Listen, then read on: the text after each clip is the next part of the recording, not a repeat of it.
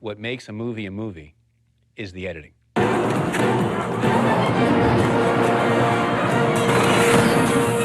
I've been in the business for, I don't know, 37 years, I think, something like that. And I did not really realize what editing was until I was in the editing room myself. There's magic to editing. Magic is a discovery of something new that wasn't intended, that works for the movie. Once you start to realize that film is the sum of editing, then editing is the thing you're always looking at.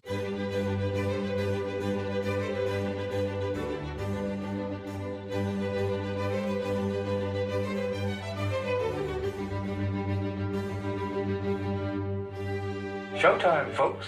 I think great editing skill will protect a director from suicide.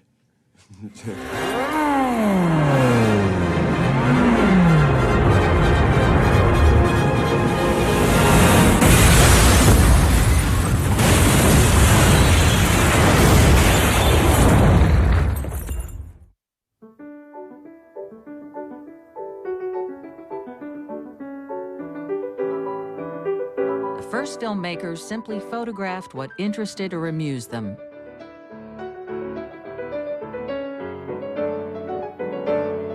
They held a shot until they got bored, or the film ran out. The fathers of cinema, Edison in the United States and the Lumiere brothers in France, were very pessimistic about the future of cinema. There was probably a worldwide interest in seeing these images move, but once you'd seen somebody playing a joke with a hose, why pay money to see something that you can see for real out in the street? In fact, Auguste Lumiere went as far as to say that cinema was an invention without a future. But Edwin Porter, one of Thomas Edison's employees, proved him wrong. Porter discovered that cutting separate shots together could create a story. Edwin S. Porter really was the one with the Life of the American Fireman, I think, that started intercutting and creating an emotional impact in the audience by intercutting two shots that are not related to each other. One scene is going on at one place, basically the firemen rushing to a fire with their horse-drawn wagons, and the other scene is the fire, miles away. You intercut the two, and you understand psychologically and emotionally that these people's lives are in danger, and these people are coming to rescue them, and you're rooting all of a sudden for that to happen, and you're hoping they save the people. I often think about what it must have been like to be there to create the art form as it was happening, and say, why don't we try this? That doesn't make any sense. I mean, we do it in the editing room now. We cut to something and say, well, that doesn't work. Well, imagine what they must have said in 1904. The Great Train Robbery was Porter's next film. That's when you really begin to see the possibilities. And I'm not saying this because I'm an editor, but the invention of editing is the thing that allowed film to take off. It's the equivalent of the invention of flight. Both human-powered flight and motion picture editing were invented in the same year, and they have similar kinds of effects. The invention of editing gave birth to a new art and a new language. A language that can transport us in the blink of an eye from the vastness of the desert to the mysteries of the human face. A cut can bridge millions of years, connecting the prehistoric past to an imaginary future. Editing can slow down time or speed it up. You're The timing of a cut can startle audiences. I'm cleaning out a crooked laundry, see? Little do Or I know amuse it, but them. there's a dope fiend with a long knife trailing after me. I'm in great danger.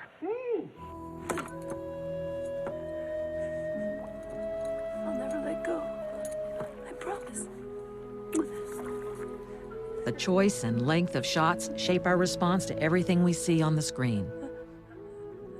And editing is why people like movies. Because in the end, wouldn't we like to edit our own lives? I think we would. I think everybody would like to take out the bad parts, take out the slow parts, and look deeper into the good parts. I started working on what used to be called the upright moviola, which is a machine, editing machine that looks something like a green sewing machine on legs. I switched to computer editing in the mid-90s. The editor has to be, he's sort of the ombudsman for the audience. As an editor, you only see what is on the screen, not what was going on at the time of shooting. And that's how it's going to look to the audience. I make it a principle not to go on the set, not to see the actors out of costume, not to see anything other than the images that come to me from location. A major Hollywood production shoots almost 200 hours of film. Unspooled, the film would stretch from LA to Vegas. An editor may work for months, even years, crafting this footage into a 2-hour movie. The finished film will contain thousands of shots, each measured in frames of 1/24th of a second. For a writer, it's a word, all right? For a composer or a musician, it's a note, all right? For an editor and a filmmaker, it's the frames, all right? And you know, the 1 frame off or 2 frames added or 2 frames less is the difference between a sour note and a sweet note. It's the difference between clunky, clumsy crap, all right, and orgasmic rhythm. Verna Fields made many good contributions to Jaws. We all refer to Verna Fields as Mother Cutter because she was very earthy and very maternal. She cut her films at her house, in her pool house in the San Fernando Valley, and it was a very Hamish kind of workplace. The shark didn't work as well or as often as it was supposed to work according to the screenplay. That's the spot. We had a contest where Verna would stop the moviola on a frame where she wanted to make the cut, and I would stop it where I wanted to make the cut. And if ever we stopped it on the same frame that had already been marked with a grease pencil X, we knew that was the right frame on certain things where we didn't agree. And all of our disagreements always happened with that darn shark.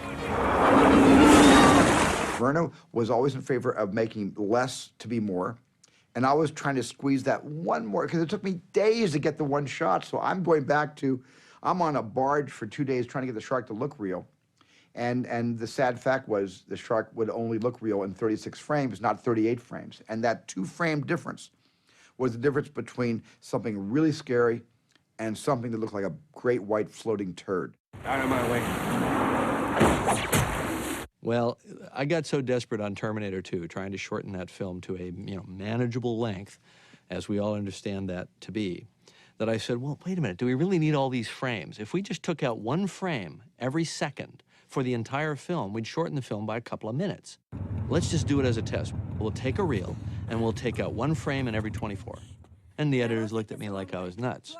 Let's just try it. Come on, nobody's ever done this. We took out 1 frame in every 24, and it was a mess. There were jerks, there were things, there were cuts in the wrong places. You totally saw it, and it just didn't work.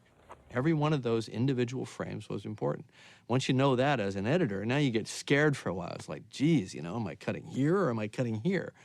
But then after a while, you start to realize that there's great power in that, too. D.W. Griffith was the first great filmmaker to understand the psychological importance of editing. Working a decade after Porter, he did more than anyone else to advance the storytelling tools Porter had developed. Griffith invented and popularized techniques that established the basic grammar of film.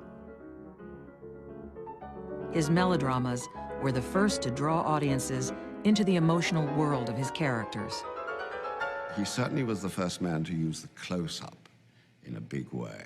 This was revolutionary. It was so revolutionary that the producers, when they saw this, were aghast. They thought, you can't put this picture out like this. You can't cut to this big, ugly shot of somebody. First of all, we're paying for this actor, this actress. We want to see their whole body. We don't want to just see their face.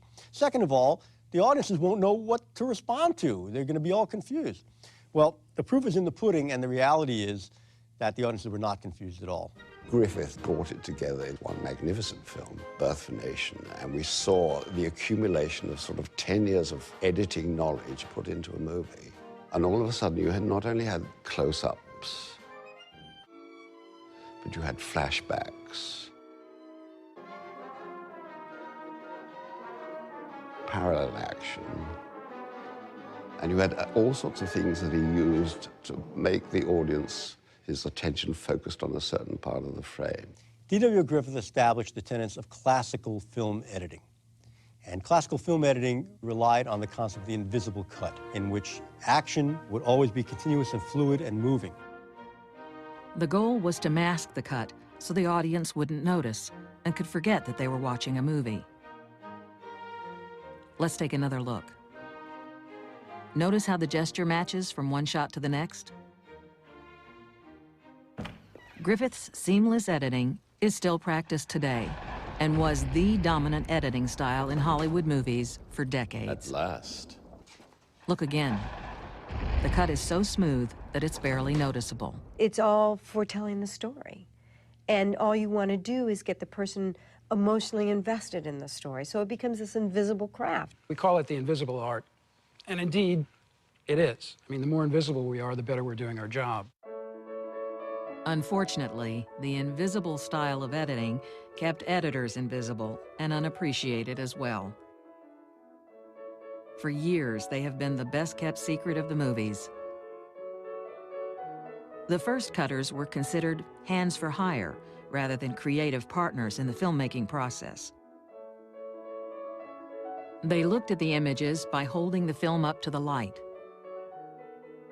Then they would check their work by running it through a projector and making the necessary adjustments. Griffith's main cutter was Jimmy Edward Smith, who virtually lived with him at the studio, where they worked far into the night, running the film shot during the day. Later, Smith's wife Rose joined the editing team.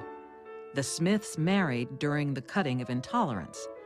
For their honeymoon, Griffith allowed them the weekend off. Lights! Needs about 20 minutes out of it. The Kazan film, The Last Tycoon, had a wonderful scene. It was obviously the story of Irving Thalberg. And I always took that as a wonderful metaphor about the editing process, that it's silent, it's anonymous. What's that, are you asleep? Jesus. Goddamn movie even puts the editor to sleep. He's not asleep, Mr. Brady. What do you mean he's not asleep? He's dead, Mr. Brady. Dead? What do you mean he's dead? He must have died during... He's dead. We were just watching the rough cut. Jesus, I didn't hear anything. Did you hear anything? Not a thing. Eddie, you probably didn't want to disturb the screening, Mr. Brady. Today, not only is the editor still alive, but he has become the director's key collaborator. No other crew member spends as much time working alone with the director. Finding the relationship with the editor is like trying to decide whether or not to get married. Because if the marriage isn't a good one, it's going to be a sticky divorce. When I was doing my first movie, the only thing I knew is I wanted a female editor, because I just felt a female editor would be more nurturing to the movie and to me. I wouldn't try to be winning their way just to win their way, all right? They wouldn't be trying to shove their agenda or win their battles with me. They would be nurturing me through this process. In the end! Kill me, man! I think editors play a big role with directors in giving them support, making them feel like they can look at something that may have trouble or problems and be comfortable enough so that they can approach those problems. Hi, Vincent. I'm getting dressed. In the beginning, he really doesn't guide me, and then I put together what I think he wants, and pretty much we've worked together so long I can judge what he would want. The fuck is this place?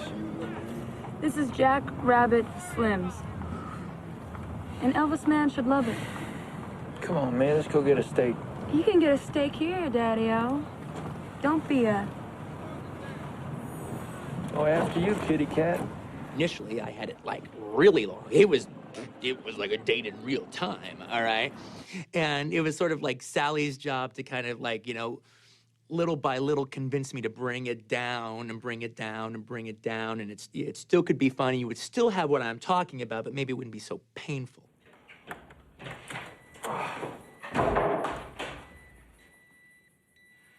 He did want it to feel very much like a date, and it was very long at first, and we just had to kind of live with it for a while.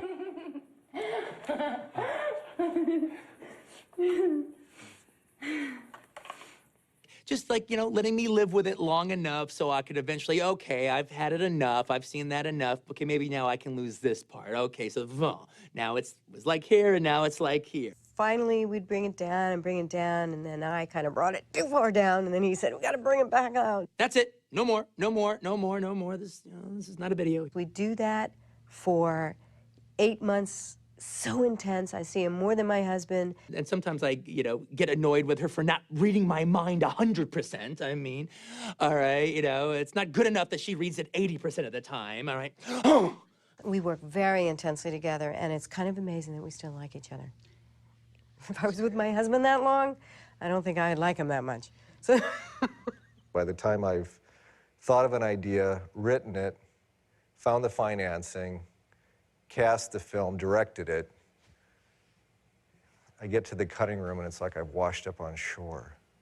Because I'm so happy to be there, because then I think, now we can start making the film. It's so hard to be a director, and it's hard on the set. By the time they come into the cutting room the first week, they're usually half the people they were when they started out. You know, they're shells of the people they were. And at least in my cutting room, I try to make it very easygoing and try to heal them back into shape so that they can get to work on the movie. When Matthew Broderick is busted from having thrown the election in election, he enters the principal's office and sees all the people gathered there who know he's guilty. Mr. McAllister, I hope you can help us clear something up. He wanted to cut it like the end sequence of The Good and the Bad and the Ugly, with holding on the faces for a really long time with this swelling music.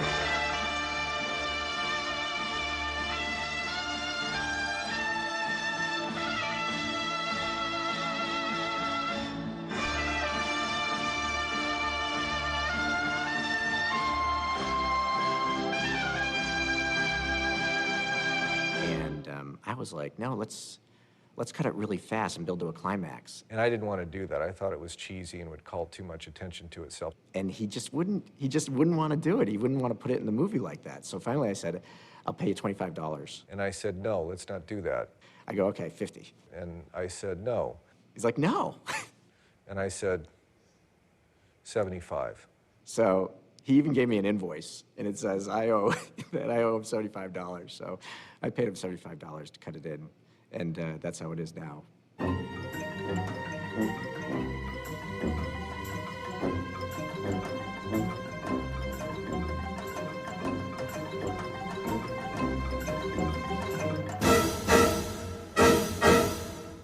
I think successful editors are really sly politicians.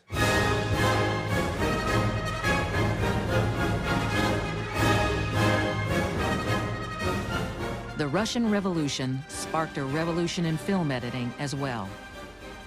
The crazy Russians started fucking around with images, all right, and juxtaposing them and creating different emotional effects. Lenin saw film as the perfect medium to inspire his largely illiterate nation to join the revolution. They took these films out in the middle of farmlands and showed it to the farmers and the peasants. They began to understand that they could get a certain emotional, psychological effect by a certain type of cutting from one image to the next. And that became a manipulation of what the audience was feeling. The Russian filmmakers rejected the bourgeois stories and seamless editing practiced by Griffith. Instead of melodrama, they offered real life. To make the film Man with a Movie Camera, documentary filmmaker Dziga Vertov and his team took his cameras into the streets to record a typical day in Moscow. It's constantly reminding me that I'm watching a movie. There are scenes inside an editing room. You see how they edited movies back in 1929. They were engaged in a pure explosion of creative activity in manipulating these images. Every modern editing convention that we know of is demonstrated in Man with a Movie Camera. The film celebrated not just the revolution, but the role of the cameraman and the editor in helping to create it. Vertov and his wife, Elizaveta, cut their documentaries and newsreels in dark basements with rats scuttling underfoot.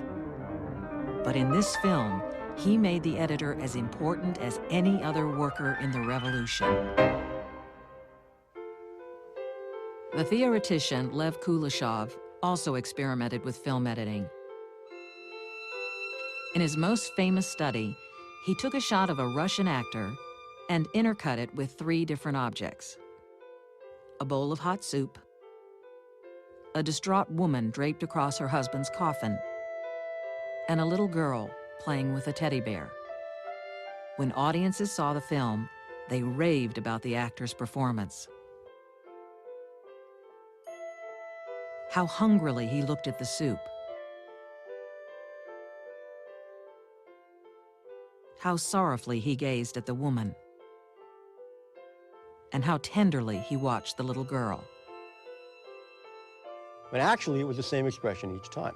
Now, this demonstrates the power of juxtaposition, the power of montage, by taking one shot and another shot to give it a third meaning. And the third meaning is an effect, an emotion that's much greater than the sum total of the 2 parts that put it together in the first place. And this is the basis of all editing, by the way. One of Kuleshov's contemporaries, Sergei Eisenstein, combined these experiments with Marxist ideology to create films of revolutionary fervor. He saw editing like history, as a clash of images and ideas. The meaning of the film was not in the shots themselves, but in their collision. When 2 elements are in conflict, he argued, their collision sparks a new meaning of higher order. Where Griffith tried to hide his cuts, Eisenstein reveled in them. He wanted the audience to feel the frame, to know that this is a movie, not life.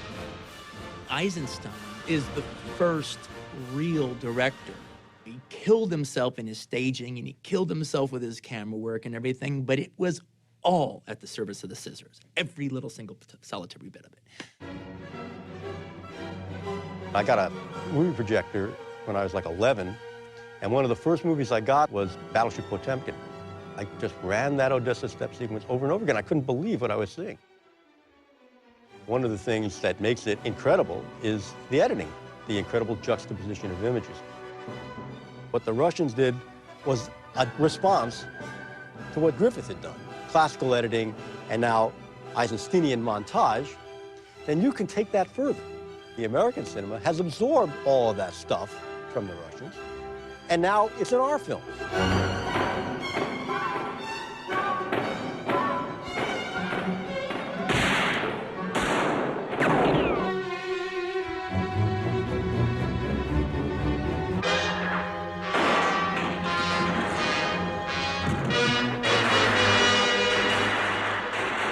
The fact is that many of these techniques have been appropriated into what we do every day as editors. right here in Hollywood, California, making action pictures. Because we are also trying to get a response from the audience. We are also trying to get them to rise out of their seats, rise out of their complacency, but not necessarily for revolutionary purposes, but just to really have a great time in the movies. Editing techniques the Soviets used to convert their population to communism now drive Hollywood's action blockbusters. Where's the shot? What shot? Took out the shot. Which shot is that? The money shot. Bus driver's head. The brains on the window shot. The viscera on the visor shot. Davis, we thought we'd show it to you like this, you know, without all the... Put it back. Don't show me anything. You don't need it. But you're not even giving it a chance. How's the rearview mirror gag supposed to work without it? Am I the only one here who respects the writing? You've got suspense and you've got action, and I've found a good combination in the two Terminator films was to have a suspenseful build-up to an action release. In Terminator 2, you have a slow, tense build-up of these characters moving around, closing in on the young John Connor, and then he sees the Terminator for the first time, and it's all in slow motion. And I like to use the slow motion in the build-up, where it has this kind of protracted, dreamlike or nightmarish quality, and then there's a cathartic break, and then it kicks into gear. Get down.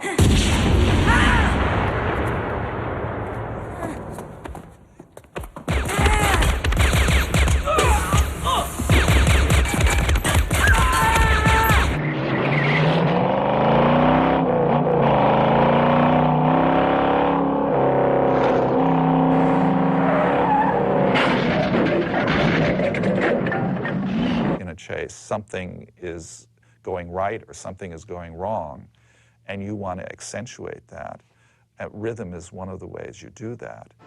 You also want to create peaks and valleys in terms of rhythm. Chases are a wonderful thing to work on as an editor. I wouldn't want to do them as a steady diet, but every now and then it's great fun.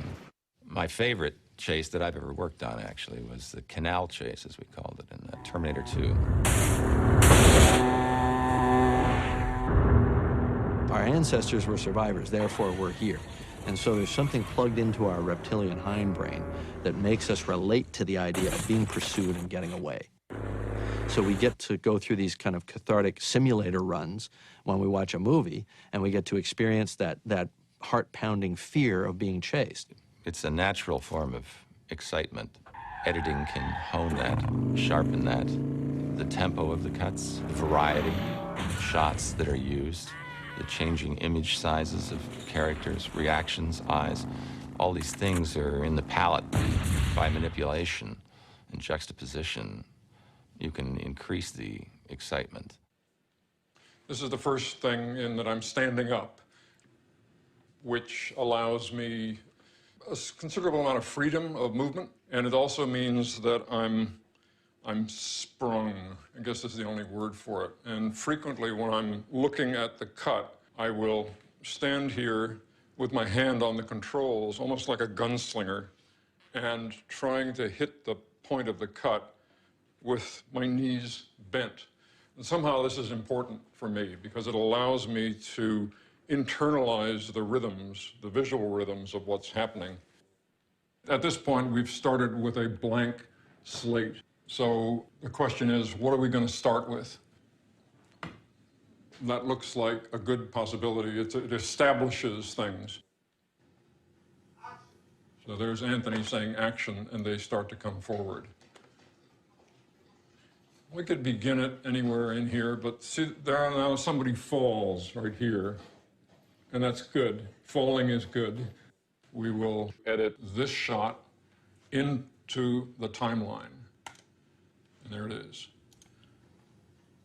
In the end, there will be probably 5,000 shots in the film, and all of them have to be ultimately be the right shot in the right place for the right length of time.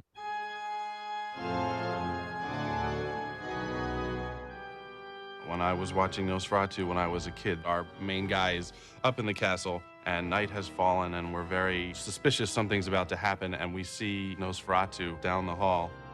That section is what scared me the most, and In terms of editing, it caught my attention because of this. We saw this vampire with pointy teeth and scary eyes very far away down a hallway. And then we cut to our guy, he's very scared, and we cut back. He's 6 feet away from us. He's just on the other side of the door. And every time I saw it, I was very, very scared. And I remember waiting for that moment of being surprised.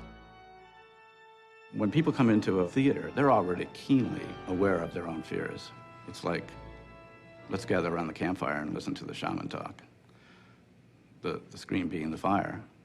We'll sit in a circle, we'll be in the darkness, we'll be in a dreamlike state, we'll be connected to strangers in a way that we're normally not in the rest of our culture, and we'll feel things in unison.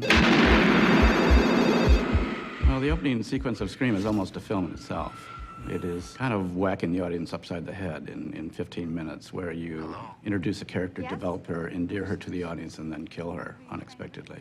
That's a matter of yourself and your editor sitting there and thinking, what is that audience, that phantom audience that you're imagining in your mind thinking? It's all judgment calls. It's all about rhythm. It's all about getting that part of it right so that there's no moment where they feel quite easy, no moment where they feel they can know exactly what's coming next.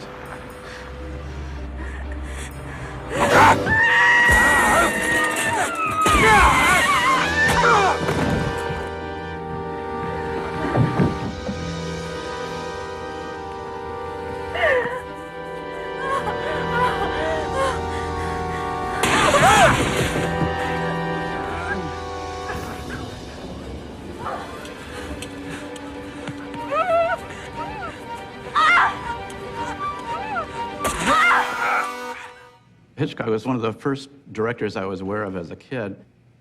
When Psycho came out, it caused a buzz in the neighborhood among the parents. And I remember my mother saying, oh, it's this horrible old man, he makes these horrible movies. I just said, really? But it was a sense of the totally forbidden and somebody who had crossed the line.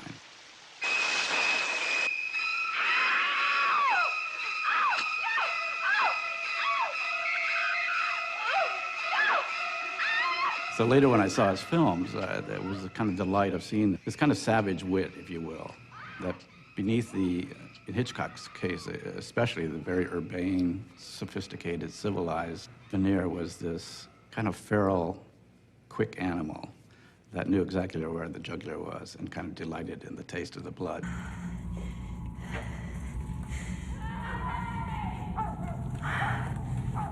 Hitchcock was the master of suspense.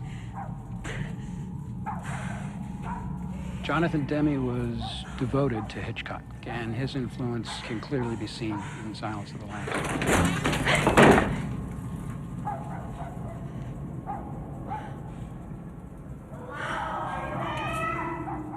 Suspense is really an expression of fear. We can build that in our storytelling by withholding information. Frankly, it's a manipulation, but in using that manipulation, it also empowers the story. Not knowing where we're going to go next is the thing that human beings hate the most. We would all like to know where we're going, if it's going to be all right.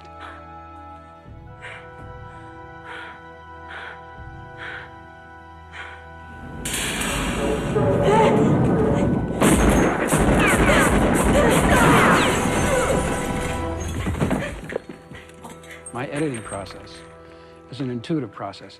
It's what feels truthful, it's what feels strong, and it's what works. Now, you know, you hear this from a lot of editors. I mean, Dee Dee Allen always used to say to me, you know, I cut with my gut, and she's right.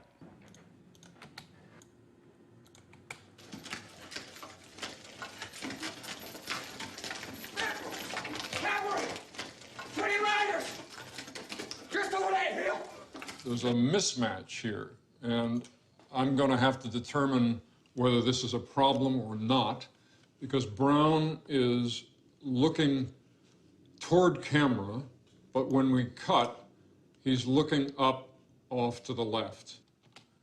We can have Jeremy come in and cut so that Jeremy's head is masking Brown's head, so that the mismatch is not seen.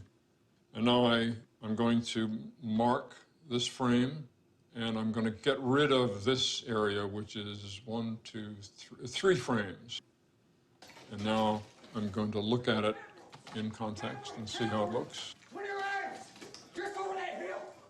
Good. You have to have the personality that enjoys that it's almost like making little pieces of jewelry, that patience of the individual shots and how they're crafted together. But at the same time, you have to have an appreciation for the larger picture and how these shots fit into the larger picture of the scene, and then how the scene fits into the larger picture of the sequence, and how the sequence fits together with the larger picture of the whole work, and then how the work fits together with society. So it's a boxes within boxes within boxes. In the 1930s, movies became an even bigger business. The movie studios introduced sound films and radically reshaped movie making. Hollywood retooled itself on the model of the factory assembly line. The studios cranked out movies with almost the same speed that Henry Ford mass-produced cars. I don't want it good, Jack Warner declared.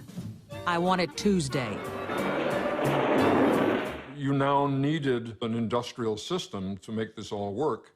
In the first 20, 25, 30 years of cinema, large numbers of editors were women. It was considered to be a woman's job because it was something like knitting, it was something like tapestry, sewing, that you took these pieces of fabric, which is what film are, and you put them together.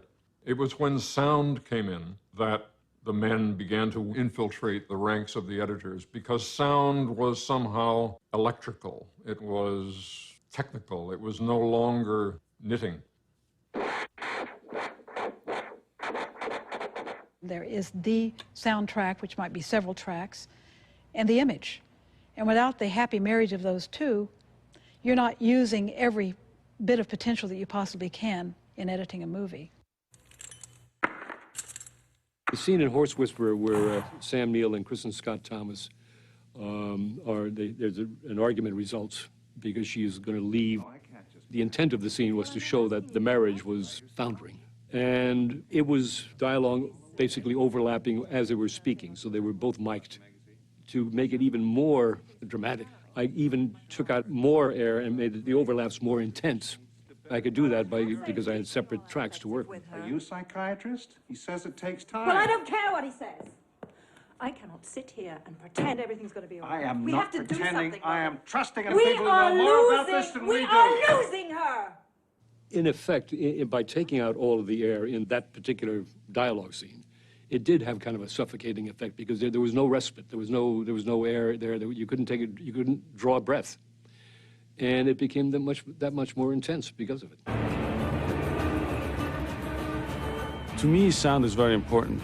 I create a sound template that is both with sound effects and temporary music that evoke certain feeling.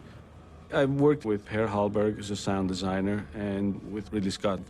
For example, in Black Hawk Down, the incursion of the Black Hawks entering into Mogadishu.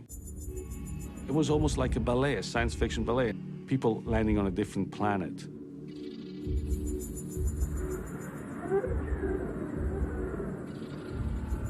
I was not interested in hearing all the helicopters, only music, showing it from a subjective point of view. So this idea of science fiction, when I was putting the scene together, just inspired me to use almost no sound. I remember that the real Black Hawk pilots wanted to see the footage. So one day I just showed them an assembly. They were really moved. One guy, almost tear in his eyes, says, "Man, I don't know, this looks great. I got goosebumps." These were the guys that were there, you know, and it felt real to them.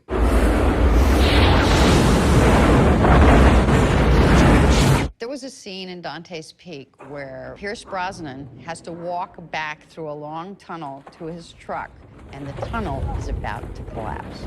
And you hear the sound, the little sound of sand, like falling down the walls.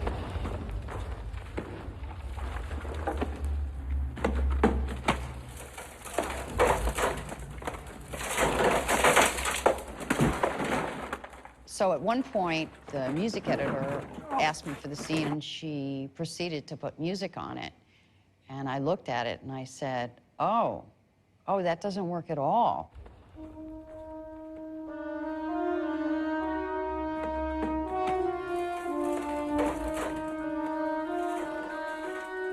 Because suddenly I'm hearing music and I'm not hearing all that stuff, that tiny little sand thing that makes me scared. If you were in a really dangerous situation, your ears would be so open and hearing every little tiny, tiny sound. If it just has music smushed over it, you know, it takes away that sense of listening with all your might. I mean, if I were the character, I'd say, turn that off, I can't hear. The advent of sound expanded the editor's role in Hollywood. During the 30s and 40s, directors rarely came into the cutting room. The editing was controlled by the studios and their supervising editors. One of the most powerful was Margaret Booth, supervising editor at MGM for 30 years. Mastering the transition to sound, she caught the attention of legendary producer Irving Thalberg, who was the first to call cutters film editors, starting with Booth herself. She oversaw all the production and had a say in almost everyone. But Maggie was probably the toughest and most feared woman at MGM. I mean, people would shudder when they hear that she was on the phone, or she'd bust into the editing room, or you'd get a call, come down to room F, which is her room. You think, oh God, what have I done now? Margaret would tell the editors, it's your responsibility for the pace of the movie, it's your responsibility to get the best performances out of your actors, it's your responsibility to make it as good as you can. Margaret Booth, she used to say, if I feel there's a cut at a certain spot, whether it matches or not, cut. And you cut, he says, for the emotion. And if you will get away with so much by doing that. And I would hear her really yell at different editors who would say, oh, it doesn't match. She said, I don't care, you know, cut. Booth, like other great studio editors of the era, helped create many of the stars of the golden age of Hollywood.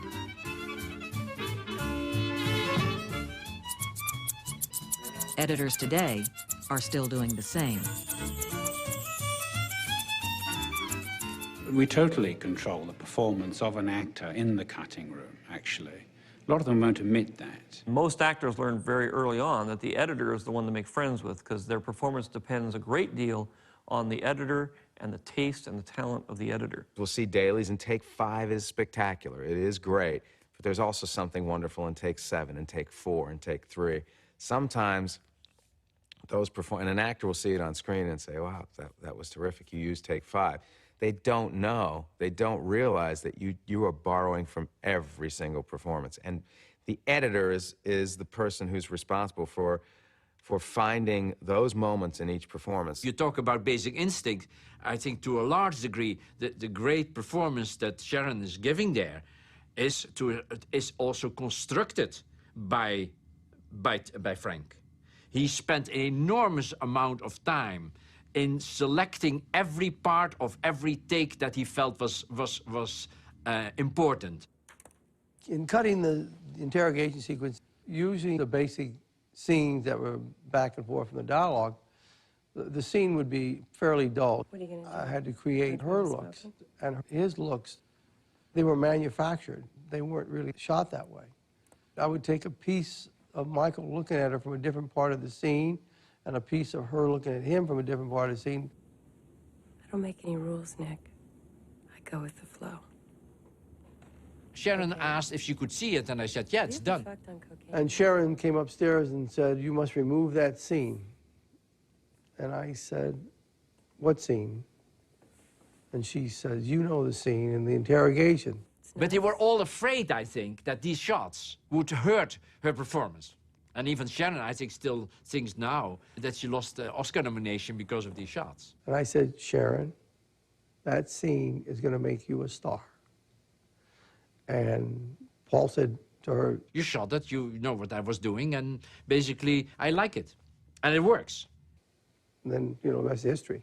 Most actors' idea of a well-edited movie is a movie that has a lot of the actor in it, particularly in close-up. And that could cause me a lot of grief, but what the heck. I knew an actor who used to read a script basically this way. He would say, bull, bull, bull, bull, my line, and he'd read it, and bull, bull, bull. Steven Seagal was an action hero who, on Under Siege 2, I felt would break me in half. He was allowed into the cutting room to cut the action sequences, which I thought that's all he was going to do. But his first time he came into the cutting room, he said, okay, put up reel 1. Meaning he was going to go through the whole movie. But there was a time when, during one of the fight sequences, that I found myself with my arm behind my head, and Seagal was demonstrating on me what he did. And he's a big guy, plus he carries a gun. I think ultimately he did like his performances, but the fact that an actor came into the cutting room created a antagonistic relationship with the director, and as editor, I was caught in the middle. I have a friend who did a picture where there was a comedian in the film who had final cut over only his scenes. And he had decided recently that he didn't want to be a knockabout comedian anymore. He wanted to be a Cary Grant-style comedian. So he came into the editing room and cut out all of the pratfalls and all of the physical shtick that he had done in the picture, which obviously didn't help the movie any. I have never let an actor into the editing room to have feedback. I think, in general, this is how I feel as an actor. Even though I love the cutting room and nothing would make me happier than to sit there and watch them do their stuff, I feel it's inappropriate. I feel like that's the time for the director to have with the editor. Home for the Holidays was about a mess. It was about a holiday mess. It was about a family that was a mess. It was about chaos and anarchy in the family. The centerpiece is this Thanksgiving dinner scene. And everybody's gathered around the table, and everybody's crazies are all over the place. Jodie Foster, of course, attracted the most wonderful bunch of actors who, just working with her, they left their ego on the doorstep. Nothing makes us happier than to walk into a scene where there's 6 different actors. They all have different styles of performance, maybe even different pacing, and somehow figure out a way to weave them all together. Lindsay and I will sit there and say, what do you think she's thinking right now? Do you think she's thinking, how do I get the hell out of here? Or do you think she's thinking, I really like this guy and I'm kind of attracted to him? We'd get so into very obscure behavior. We'd see the deep meaning the actor had brought to the character in terms of whether they picked up their fork before or after the spoon was picked up. Now, what did that mean?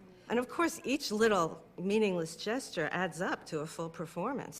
When I got the dailies, I assumed that everything she shot were things she intended to be on the screen.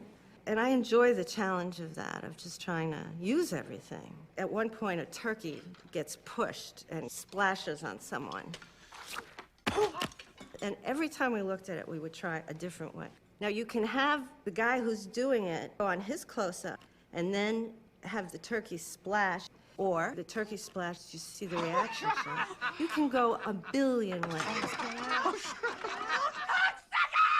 That's one of the things that I love about Lindsay, is that she's one of these people who really always, she really sees that there's a beautiful and sunny place out there. If we could just get to it, it's there somewhere. There are periods within the editorial process that I will hand it over, not only to my editor, but at times to my lead actor. First of all, if you have Jack Nicholson starring in your movie and you call somebody, an actor, up and say, would you like to spend 2 days working with Mr. Nicholson, or do you have something better to do? He usually gets a good response. When Jay and I feel that we've really got the picture in a great place, and it's particularly easy now that we're editing electronically, where I'll have Jack come into the editing room with Jay and I'll check out. And he'll bring Jack in and run the movie, even run outtakes, and talk about if there's a take that we didn't use, he did something interesting that he remembered, why didn't we use it? What Nicholson did at the end was a Nicholsonian construct, the disjointed nature of the cuttings on purpose. You imagine this guy who's taken the only love that had been possible in his life and squandered it for what was his own personal obsession. If you've written it smartly, you have a smart actor playing it. And that actor, when it's Jack Nicholson, can be very helpful in the cutting room, too.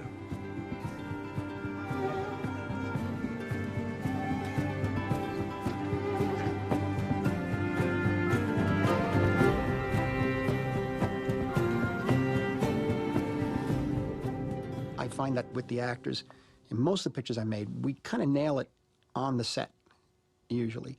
And invariably, looking at rushes, I'll tell Thelma that's the take, and then she'll feel a certain thing for some other takes, and we line it up that way. Because we grew up in the cinema verite period of documentary filmmaking, it was a marked influence on how we work. And for example, I found it extremely helpful when Marty's doing heavy improvisational films like Raging Bull or Goodfellas, that my years of trying to carve a story out of a mass of documentary footage helped me wade through miles of improvisation and begin to find a way to shape it. Of course, in a film like Raging Bull, De Niro and Joe Pesci were remarkable to watch, kicking off each other. I wanted to have a very open, honest approach to the imagery and the story in the scenes that were not in the ring in Raging Bull, and that came a lot from a kind of wiping away of all technique that I had thought about before, and going back to sort of an impact that I had when I was about 5 or 6 years old, having seen Italian neorealist films on TV, Paisa and Open City and Bicycle Thief. Oh, you're supposed to be a manager. You're supposed to know what you're doing. I did just what I wanted to do. That's what I'm worried about. You did exactly. You want a title shot? What are you talking? You want a title shot? What am I in? What am I in, a circus over here? I asked him, he's got more sense about this. What are you doing? You've been killing yourself for 3 years now, right? There's nobody left for you to fight. Everybody's afraid to fight you. Okay, along comes this kid, Gennaro. He don't know any better. He's a young kid, up and coming, and fight anybody. Good, you fight him. Bust his hole. Tear him apart, right? What are you worried about? What's the biggest thing you got to worry about? I'm worried about the weight. You worried about the weight? What are we arguing about for? I just said the weight. And that was one of the hardest things I've ever had to do because I only had one camera on the actor at all times, so I didn't have the response, the immediate response of the actor. So it meant that I had to put it together like a jigsaw puzzle. It was a lot of fun, but it took a long time. Ultimately, what I think I need her to watch for me is the emotional impact of the picture, is keeping track emotionally of the characters. This is the key for me. I always find the editor has more objectivity than the director, because the editor wasn't on the set. The editor didn't cast the movie. The editor didn't do the storyboards. The editor didn't inundate him or herself with a year and a half of pre-production. So the editor is the most, has the most objective eye in that creative environment.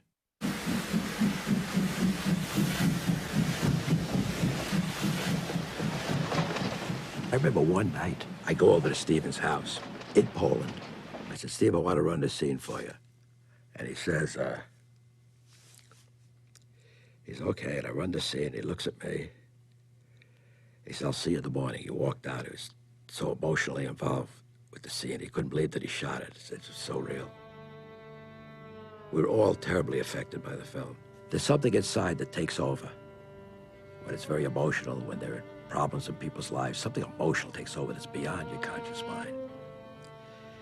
And it seemed like an extreme example, but when you're editing that kind of film, you have to disassociate. You have to see each thing as a scene, and you build the scene and do the best you can with each scene. And then when it melds together, that's when you get the full force. I think the scene in Schindler's List really illustrates the importance of emotion through film editing. It's the scene where they have a drink together, the first drink they've shared, because Stern has refused to drink with Schindler until this moment. There is just a pacing that is so emotional for me, so profoundly, deeply felt. Some days, this is all going to end, you know. I was going to say we'll have a drink then.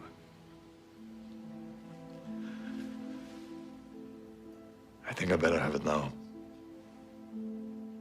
Mike Kahn's choices of how long to let the characters look at each other and study each other and think about how they're feeling, that was all done in the editing room. It wasn't in the script, and it wasn't on the floor the day I shot it.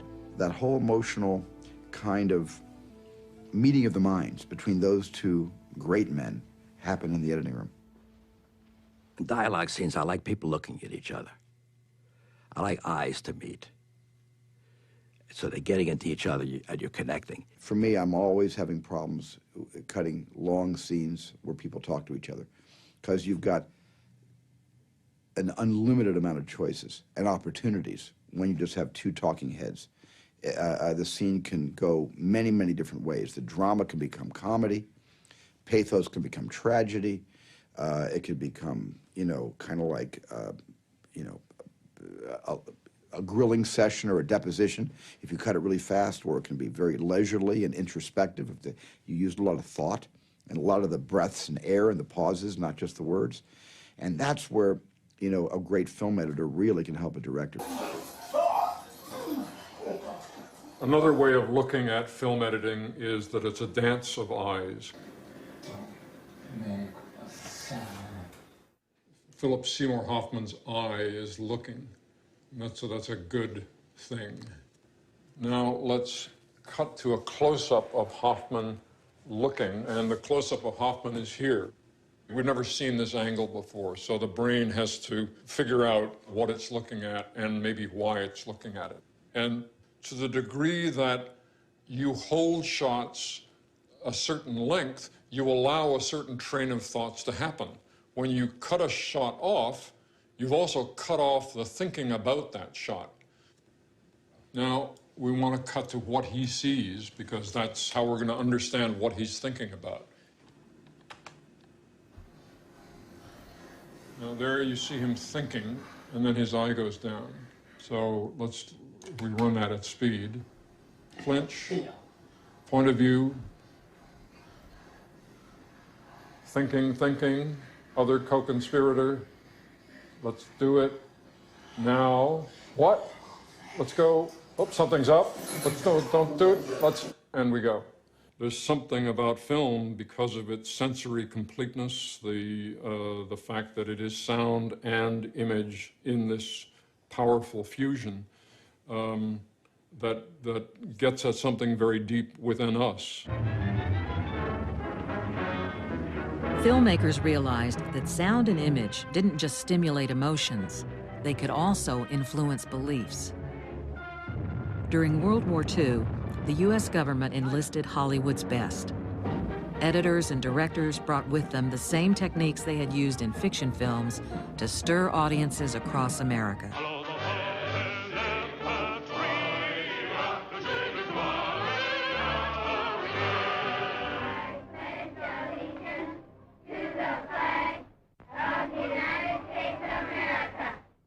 The Hollywood recruits applied their skill to American propaganda films, such as Why We Fight. Both German and American political leaders recognized how powerfully sound and picture can manipulate audiences. One of the most infamous examples of film used for political propaganda was Triumph of the Will.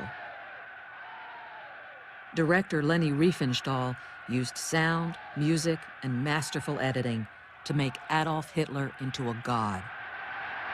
In uns marschiert Deutschland und hinter uns kommt Deutschland.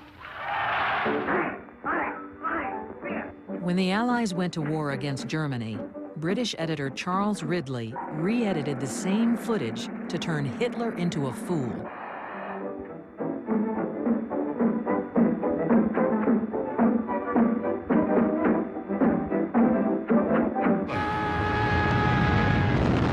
Whether used for propaganda or entertainment, these techniques showed how powerfully editing could shape hearts and minds.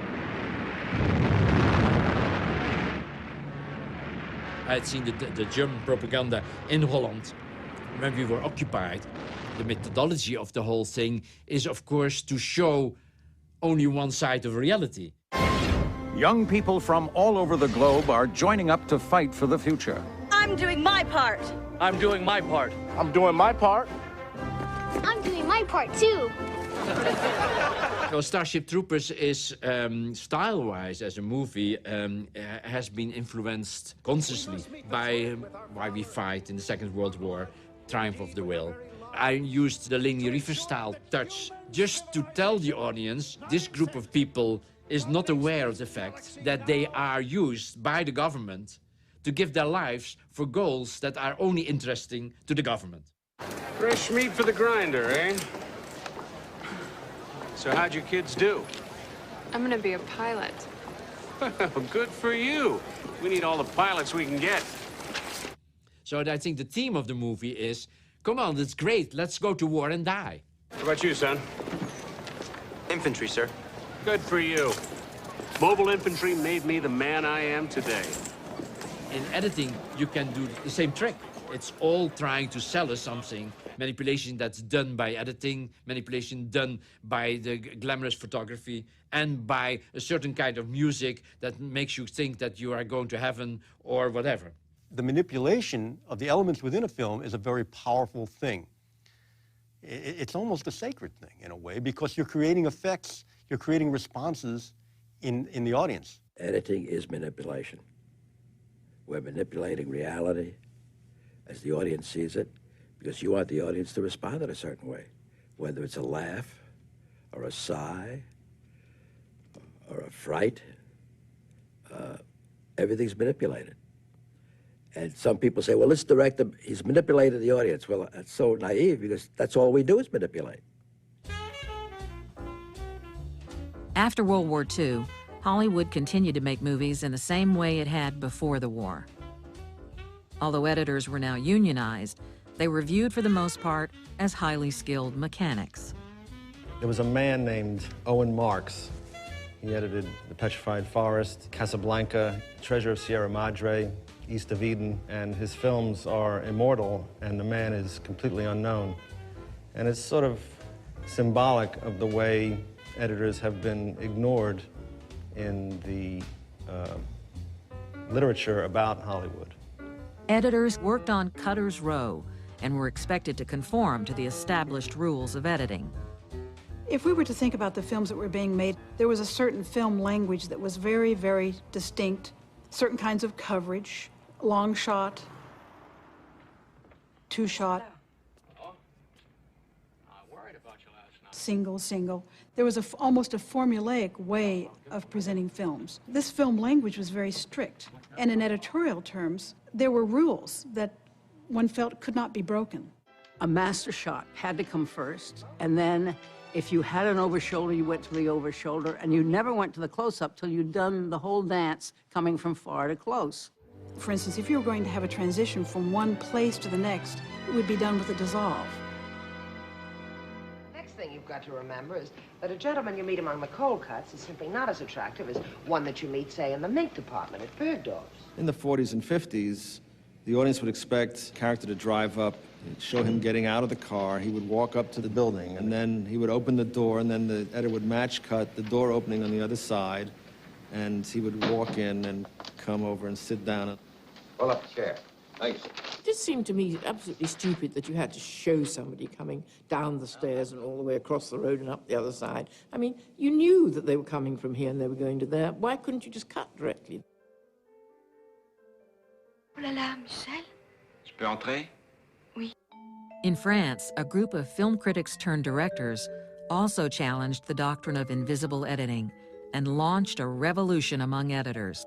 When I first saw the French Nouvelle Vague, I instantly loved it. I loved the idea. I loved the way they edited and thought I would like to cut like that. J'aime une fille qui a une très jolie nuque, de très jolis seins, une très jolie voix, de très jolis poignets, un très joli front, de très jolis genoux. You know, Godard used jump cuts because it was like, well, why not? You know, there's nothing interesting happening in this middle part, so let's just go to a jump cut. When I saw Breathless, I was staggered at Godard's brutality. What they brought to editing was a breaking of the rules. Whatever books that said this is how it had to be done, they burned them. Breathless is too hip for me. I come from Lower East Side. I'm an Italian-American guy. It's too beatnik. It's like, you know, bohemian. It's too cool. I liked it. I don't know what the hell was happening in it. Tu crois qu'il va me doubler, celui-là? Ou que ça frégate à la con? You know, when I first saw Breathless in the 60s, it's like, wow. I mean, just in the first 5-minute sequence in introducing Jean-Paul Belmondo's character as this petty thief, I mean, every rule was violated in terms of how long to hold a shot, the discontinuity of what was going on, even screen directions, you know, were mixed in. And I thought, like, either this guy doesn't know what he's doing, or he's so confident that he has the grammar of film down that he's trying to show us a new way to use the material he has to tell the story. There were some films that really changed our perception of what filmmaking was, and certainly it affected what editing was. I mean, I think one of those seminal films is certainly something like Bonnie and Clyde. Some people say I broke those rules first. I certainly did not. I mean, the Russians broke those rules, and the Germans broke those rules. This was nothing new, but it was new for Hollywood. Several editors have had big impacts on me, have influenced my thinking. Dede Allen certainly is one who has taught me that. Don't be afraid to take a chance on doing something that doesn't seem like it's going to work. When Beatty and Faye Dunaway get to know each other, they're standing on the street corner, and she says, "I don't believe you robbed banks." And he said, "Yes, I do. Look at my gun." And he pulls it out and holds it to her on the street corner. And that could easily have been done with the tilt down to the gun, the pan over to her hands fidgeting with a Coke bottle, up to her face. But it was done in her eyes look from him down, gun, back to him. It keeps you on edge. There's the excitement, there's the danger, there's the eroticism in not being able to fully get every moment because you're cutting it off and you are not allowing the moment to come to fruition. Bonnie and Clyde was much more violent than anything we'd done because basically the Americans like violence much more than we do. Well, it was shot in so many wonderful ways because this is the scene that Arthur intended to be cut in this fashion. The fact that it was so beautifully executed right from the very first cut. Jerry Greenberg was my assistant, and on the last scene, I left Jerry alone with that scene, and he did all the primary editing on that. All I did was tighten it later.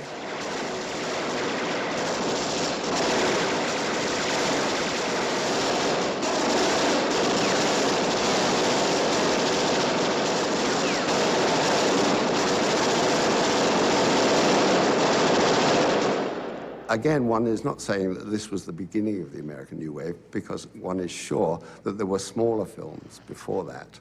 But this was the one that, like Birth of a Nation, which suddenly an audience noticed and said, wow. Bonnie and Clyde paved the way for films like Easy Rider. So I had only had one feature under my belt. We started on Easy Rider. I was editing while they were traveling. Footage was flowing in by the mile.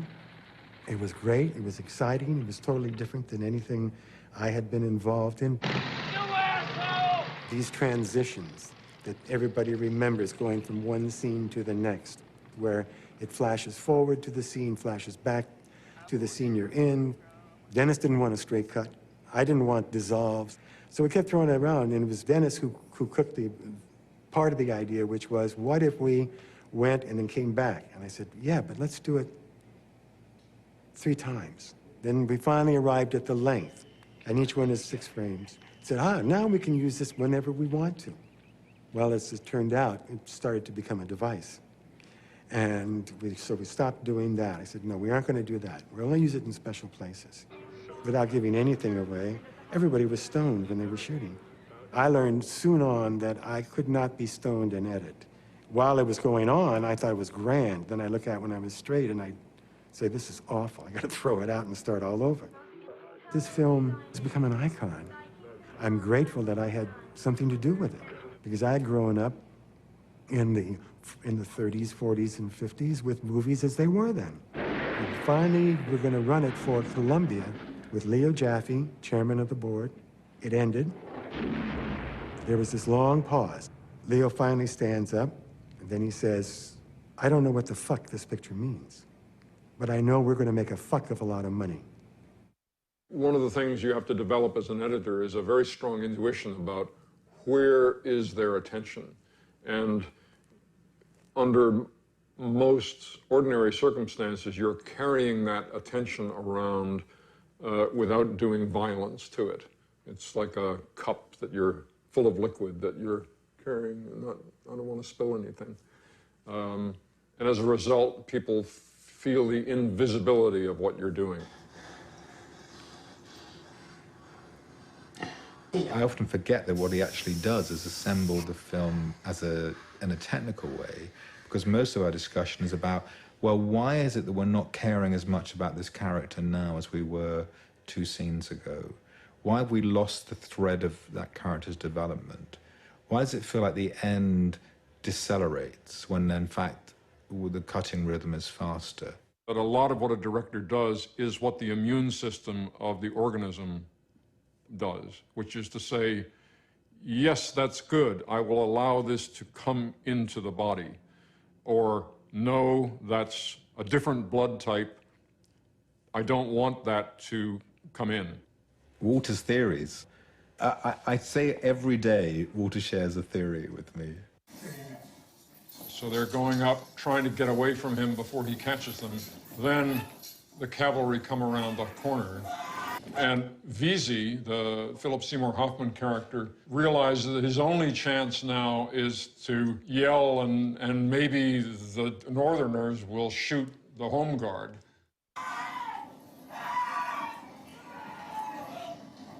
And Brown shoots him in the back, shoots one of the other guys, and they all roll down the hill.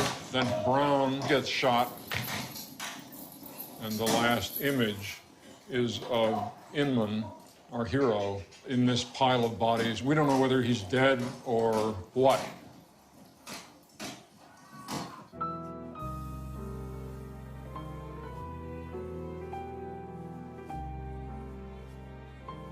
Sex scenes, in general, I think are probably difficult for everyone.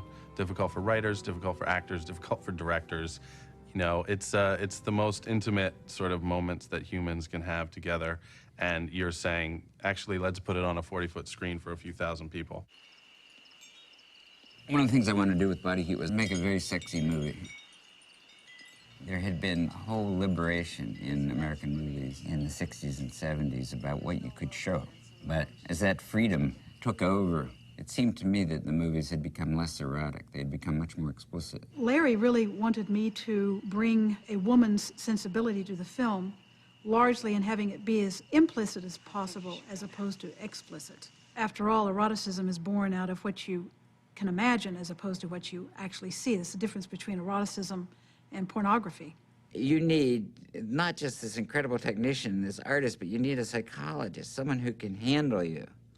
Because a director in the quiet confines of that room is like he's like a caged animal.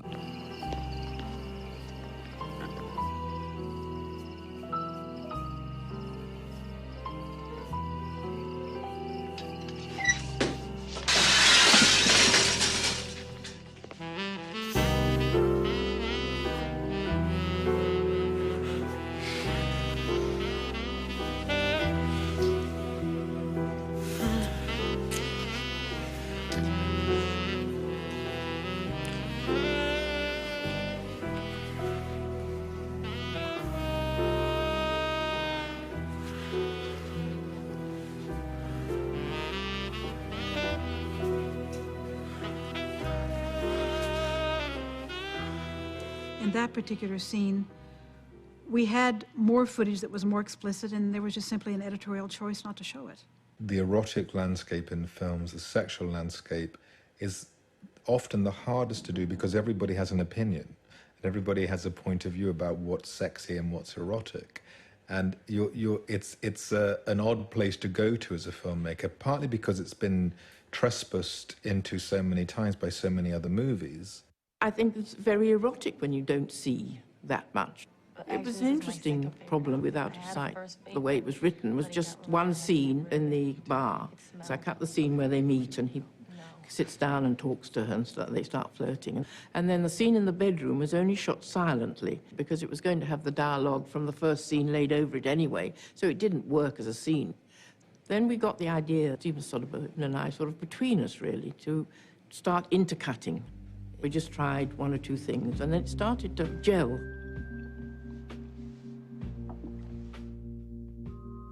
Flashing back, sometimes we flash forward. I would say, let's do this and cut from here and the hands, and he'd say, let's try overlaying the dialogue here, and we just did it together, and it was really exciting. And we did this little thing of stopping the frames. It's never really a long freeze, it's just a few frames that we freeze. Just heighten the sexual tension between the two of them.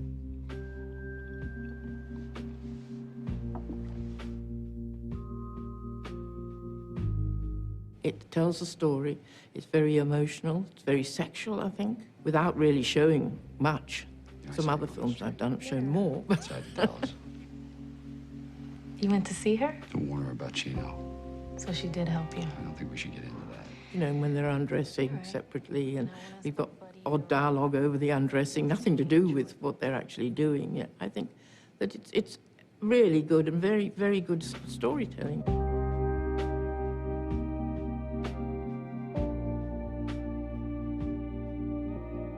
This kind of cutting in out of sight, and in movies like JFK, represents a further break from Griffith's classic style of seamless editing. Y'all gotta start thinking on a different level, like the CIA does. Where editors once labored to preserve the illusion of continuous time and space, they now fracture it at will, creating new possibilities for storytelling. Exactly what he said he was. A patsy.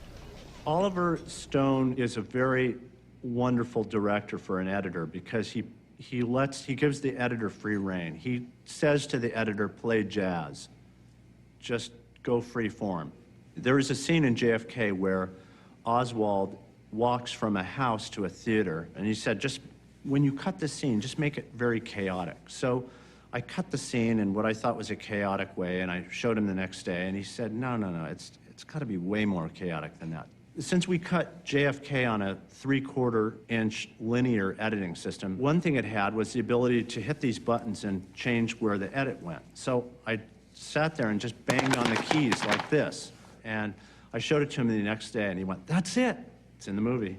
In XXX, I did have a new editing philosophy. I had been interested in cubism all my life.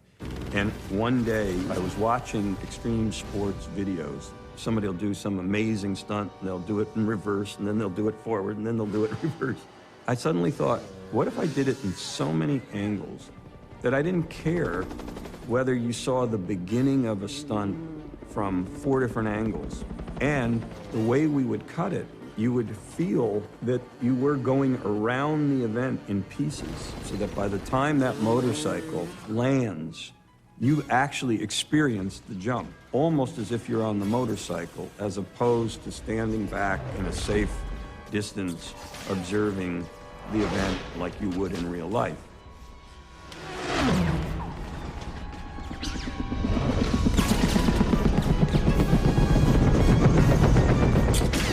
This is not real life.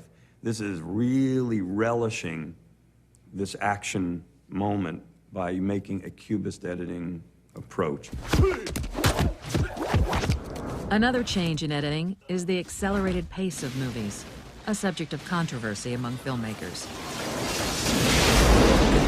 An encounter with 2 swords 30 years ago would have been probably done in a master shot and a couple of exchanges.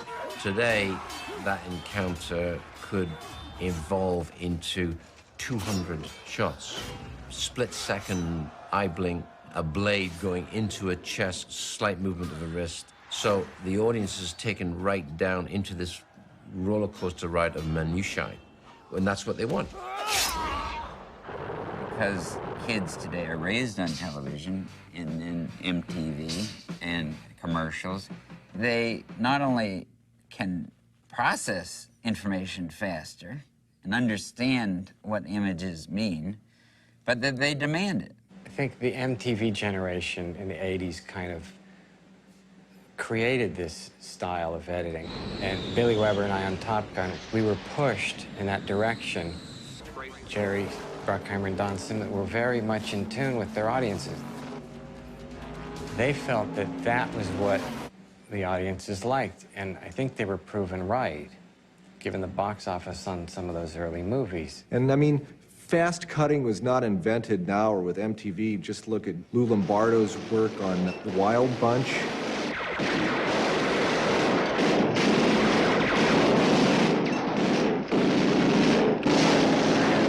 Sometimes a cutting style is effective inside of a movie to shake you up and rattle your soul, but consistently to have that style pounding away at you like a metronome on high speed for 2.5 hours is a little bit, at least for me, maybe I'm just getting old, but it's a little bit debilitating. Now, it doesn't bother my kids, because my kids were raised on 30-second commercials and on MTV and VH1, and they were raised on video games.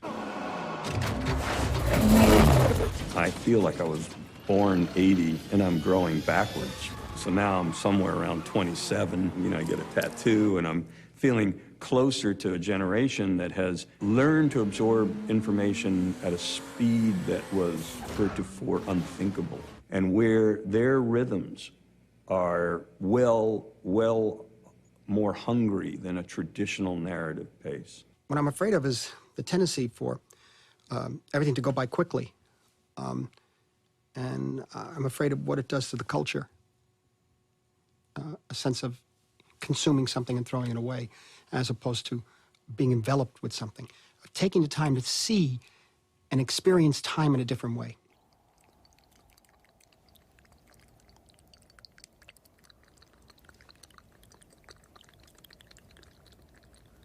First, one understands that he causes much of his own suffering needlessly. Second, he looks for the reasons for this in his own life. To look is to have confidence in one's own ability to end the suffering. Finally, a wish arises to find a path to peace.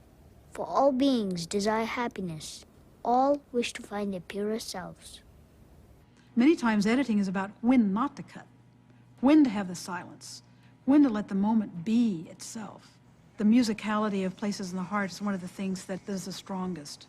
And I don't mean the score. I mean the musicality in the way that the scenes flow together, the ambience of that rural Texas summer, hot, with the cicadas. And there's a four-square Protestant feeling.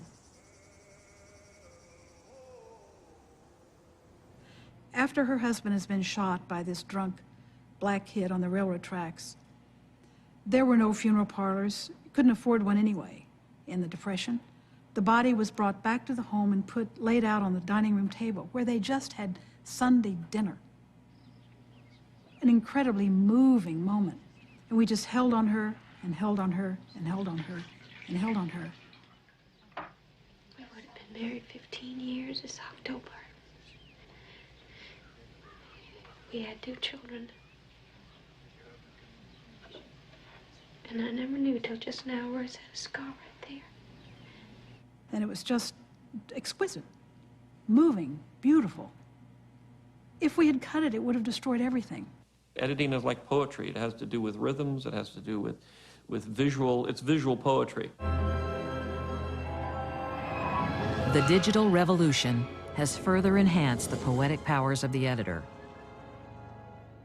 George Lucas, who began his career as an editor, is one of the pioneers of this new technology. All art is technology. That's the very nature of it. The artist is always bumping against that technology. And the advent of, whether it's a new color of blue, whether it's a proscenium arch, whatever it is, it changes the way we work in that art form. With computer technology, editors now can make changes within the frame, adding or removing elements from the original image. This increases the editor's control, but also multiplies the number of decisions to be made.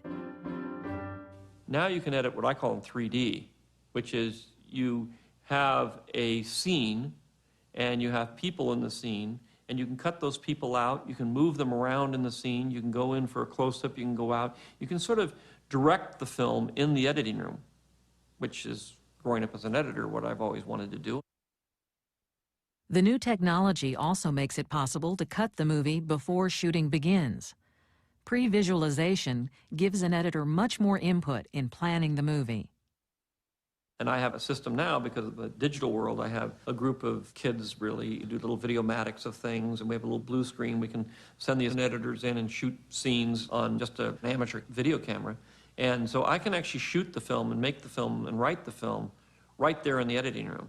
Every main character in our movie has a digital counterpart. We have totally virtual actors now, and we use them quite a bit. Mostly we use them for stunts and things.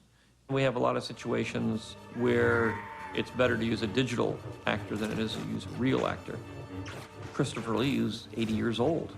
He can't really fight the way he did in Attack of the Clones. You're not going to get an artificial intelligence computer that's neurotic enough to be able to understand how you create a performance. Performance is an art. At the end of the day, all this stuff has to work to tell a story. And if you're not telling a story, it doesn't matter how much razzle-dazzle there is. It's not about the tools, it's about the story.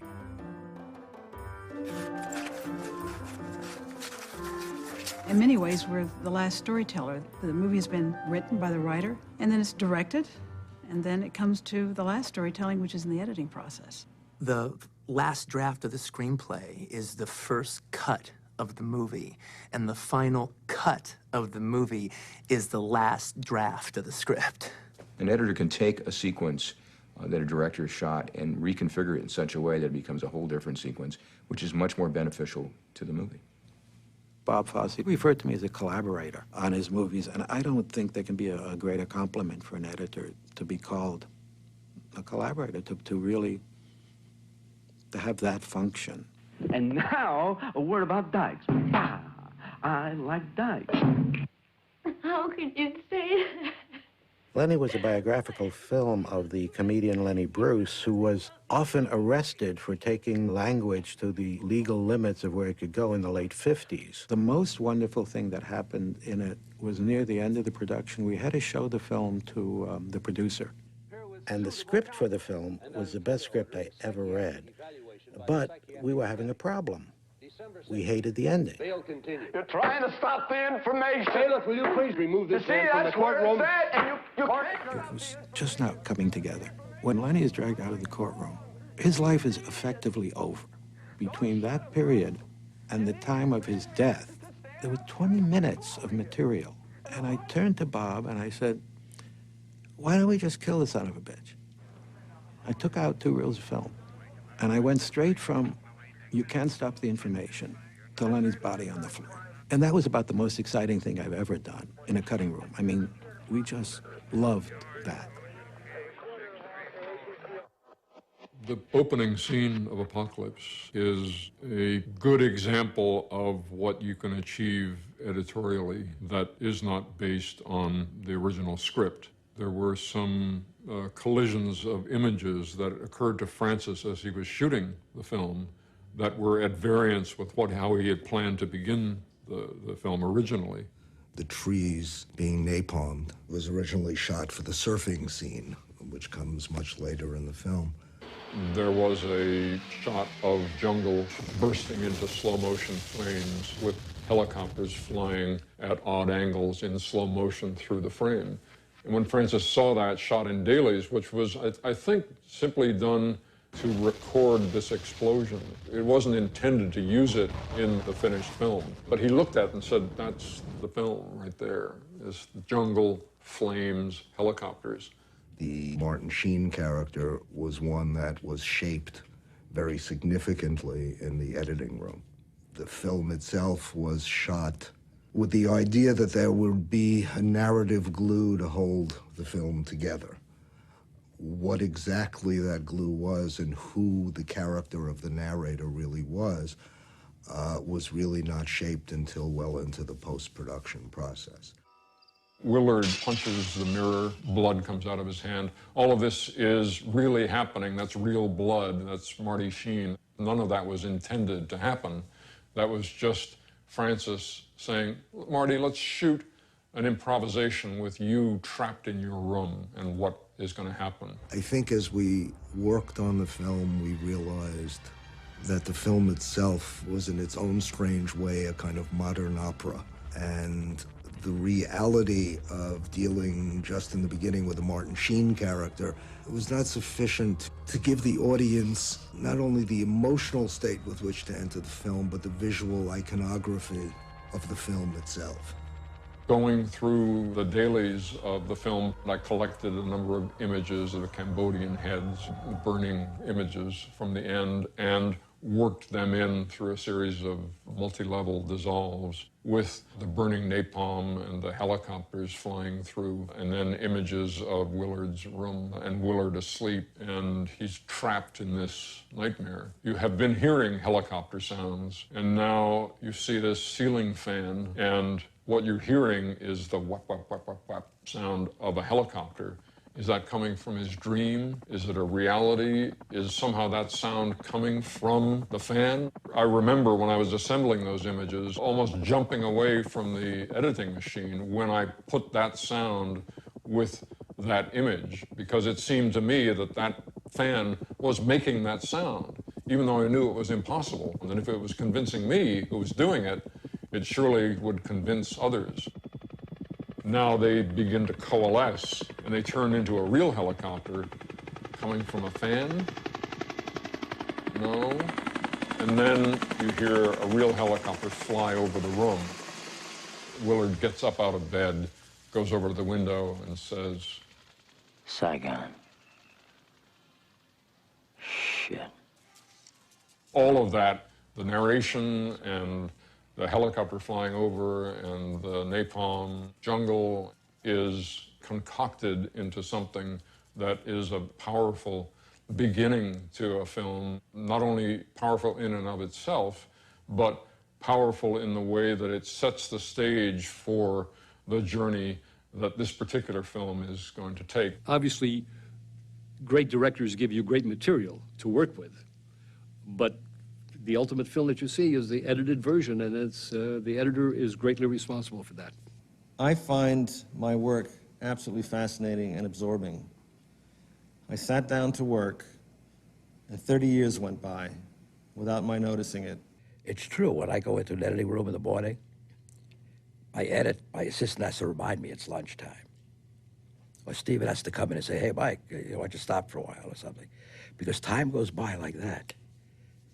You're building a whole other world. You're building a whole construct. There's a joy on one level in that it's very much like putting a puzzle together. I have thousands and thousands of pieces, and how do I tell the story? And this goes before that, no, that doesn't. Or actually, I only need half of that. The job is not unlike the Talmudic scholar who goes and sits and argues about the book over and over again, always coming up with new answers that are just more subtly refined than the last answer. To sit in a theater at a preview and to hear an audience laugh at that moment when you expect to laugh and it comes back at you, or to hear an audience shuffling and crying because it's so sad and you expect that moment to really happen that way, that's so marvelous. It tells you what power we have. I believe in people's being able to learn, because otherwise, what's the point? We're all going to be past one of these days, and how are we going to take this fantastic thing called film and motion pictures and storytelling unless we pass it on and teach people how to do it? In the century since Edwin Porter introduced editing, editors have emerged from their dimly lit back rooms. Once anonymous men and women, they have gradually become principal collaborators in the filmmaking process. The best-kept secret in the movies, the editor, is finally out. The Oscar goes to...